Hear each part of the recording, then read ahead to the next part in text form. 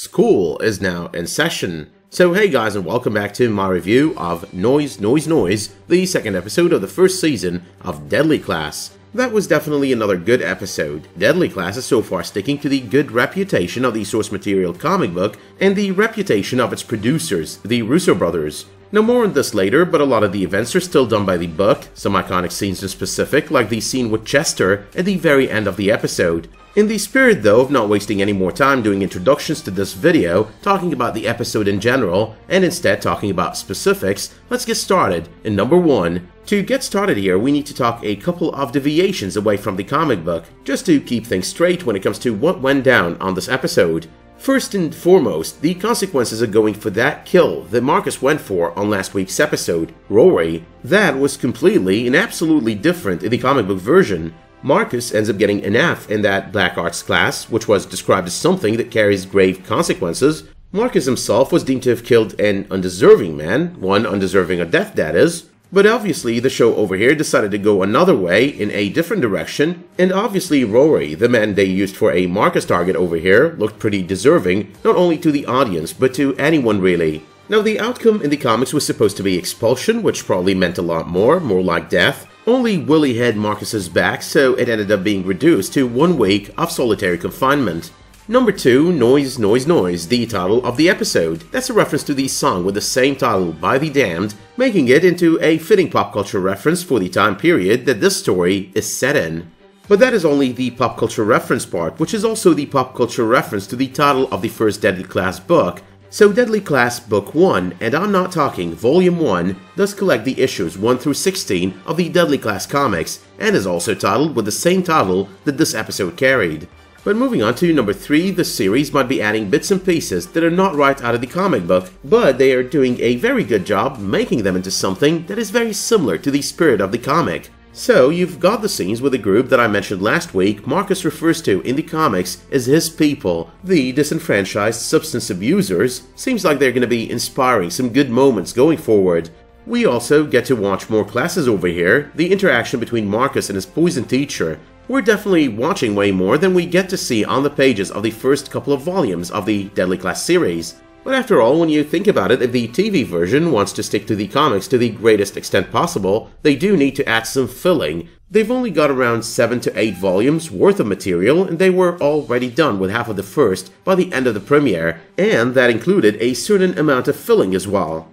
But moving on to number 4, it is just, and in my opinion, way too early for Saya to be coming onto Marcus, like she did in the library early on in the events of the episode, and like she did later on in the events of the episode during that party that they attended at SHABNAM'S place. Now I'm not saying that the comic book itself is not too sexual at times, because it is. All I'm saying over here is that I'm heavily objecting to the persistence of pushing the sexual aspects and games way too much and way too soon. Simply put, I don't want this to end up being something like the Arrowverse series, where we have fandoms just fighting over who's better, Caitlin Snow, Iris West, or Patty Spivot with Barry Allen, and Felicity Smoke or Laurel Lance with Oliver Queen. These kind of fandoms and the subsequent attempts of producers and writers to try and please them as much as they could just ends up ruining these kind of series, ends up turning them into some sort of a soap opera. But number 5, Willie wants to keep up appearances. It's only natural and keeps up with the comics, by the way. The only person who knows the truth about Willie, what happened the night before or a few nights back, and knows his secret is Marcus.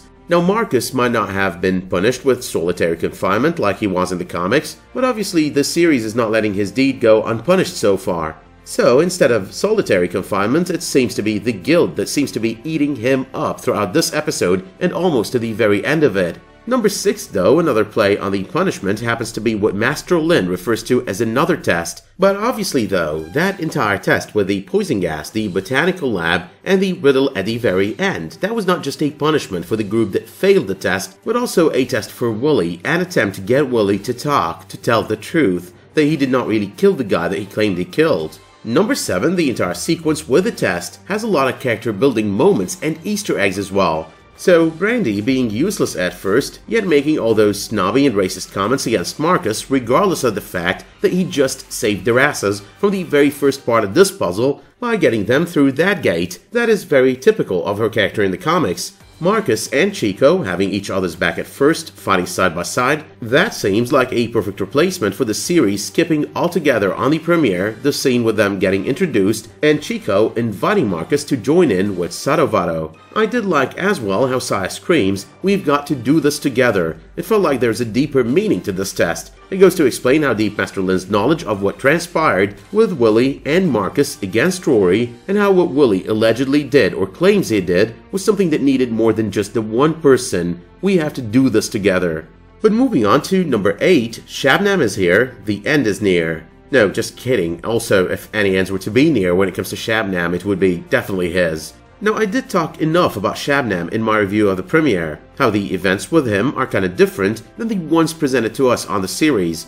However though, Victor being a total jerk to the guy is definitely a nod to the very first time that Marcus meets Shabnam in the comics. Actually, a total nod to the first time we ever read or know of Shabnam in the comics. But number 9, Marcus helping the guy out of the trash can, is a nod to how he stood up to Victor for Shabnam on the pages of Deadly Class number 2. Shabnam in the comics as well was the one to do all the explaining and introduction of who's who in King's Dominion, which was instead done by Billy on the premiere. But number 10 though, I really love how they got Shabnam to look exactly like his comic book counterpart over here, and I'm talking looks and not just hairstyle and glasses. Number 11, Shabnam's The Spuds MacKenzie commercial comment is a reference to the actual commercial from the 80s, 1987 to be precise, which is exactly the year the story is set in. There are actually a whole bunch of pop culture references on this episode that would take a lot of time to go through, like once again Shabnam's mention of his Commodore 64. To think of how much time I spent on my Commodore 64 as a child is just insane.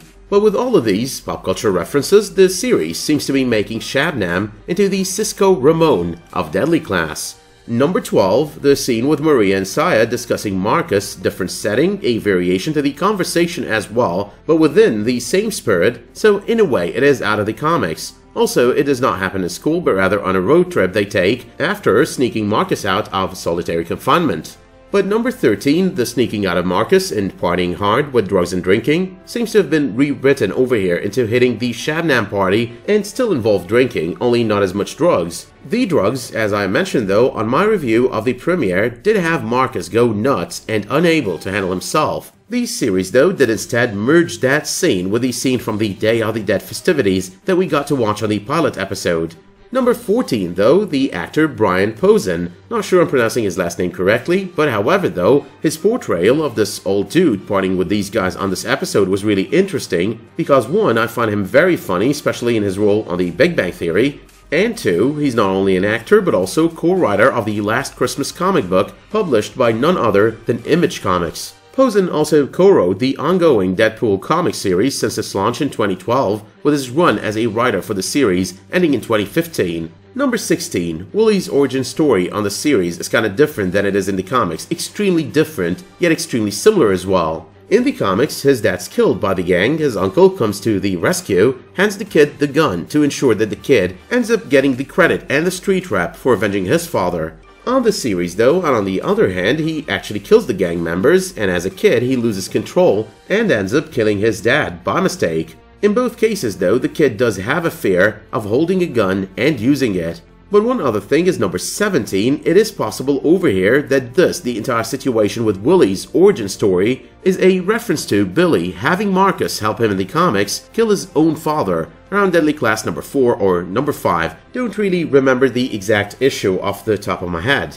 But moving on to number 18, Marcus standing at Rory's grave saying a word, "He was a piece of shit," less of the people pleaser Marcus and more of the "I'm tired of this shit" Marcus. Now this moment had nothing to do with the comics, not out of the comics really, but I really did like and admire the addition of this scene. But number 19, this episode was really all over the place with various issues out of the comics. Now unlike the premiere, it does not really stick with 1, 2, or 3 issues or even issues in a certain chronological order from the comics. I think we're beyond the point as well where it makes any kind of sense to keep discussing the Chico, Maria, Marcus love triangle deviations, even though it is about to follow in the footsteps of the comics. But number 20, as I mentioned earlier, it was pretty obvious Master Lynn did know all about what Marcus did. The major difference over here, though, is that the man that Marcus killed on the series, Rory, the stuff that is known about him does not really warrant Marcus's punishment, but rather him being held in high regard. But in the comics, on the other hand, the man that Marcus killed was only known to be a war veteran, a hero of sorts. Even if he was a bad person, nothing that was known about him made him into a bad person, hence no proof of him deserving to die, and as a result, solitary confinement. So yeah, over here he's a killer, wanted for 6 homicides, very well deserving, and his murder required no penalties, no punishment. But number 21, Master Lynn over here is definitely different than in the comics. There's some sort of a kinder side to him than we see in the source material. However, though, there is also the darker side to the person, having people spy on Marcus, so he's pretty much like the comics on that side. Setting Marcus up as well to be SHABNAM'S roommate is definitely the show heading into rough territory in the major story arc, but for the sake of those who have not read the comics and don't want to be spoiled, I'm not going to be spoiling anything over here from future episodes. Number 22, talking about the weaknesses of Marcus, that was right on point with the comics. His greatest weakness as well, his need of friends and family, that was right on point with the comics. Marcus himself does narrate it in the comics, does relay it in the comics, his need to fit in, thinking about every word before he says it, and every word he just said, and always asking himself the question of where could he have possibly gone wrong. But finally though, number 23, that final scene of the episode, that was right out of issue number 2, the very final moments of the issue as well, even felt while reading the issue like it was some sort of a post-credits scene. The guy we see over there is Chester Williams, aka F-Face, and he's gonna be playing a major role on episodes to come. But again, that is all I could say for now in order not to spoil too much. But once again, the scene was done pretty much by the comics, everything from Chester to the cop to the goat. That being said though, I've got nothing more to add over here. It was a really good episode. I think they're still gonna have to do the sneaking out and partying bit, because there are some scenes on last week's on this season trailer that does fit with that narrative. But however, and until we get there, let me know in the comments what you thought of this episode, what you think of the level of comic book accuracy, which I say this episode has done to 60%. Overall though, and with both episodes put together, I think they would hit around 75 to 80% accuracy. But you can let me know as well in the comments your rating of the episode. In my opinion, it did deserve an 8 out of 10. Now if you did like this video, don't forget to drop it a like, subscribe, and enable notifications for my future videos, community posts, and live streams. Until the next time though that you tune in for another one of my Deadly Class videos, or otherwise, thank you all for tuning into this review, and have a great day.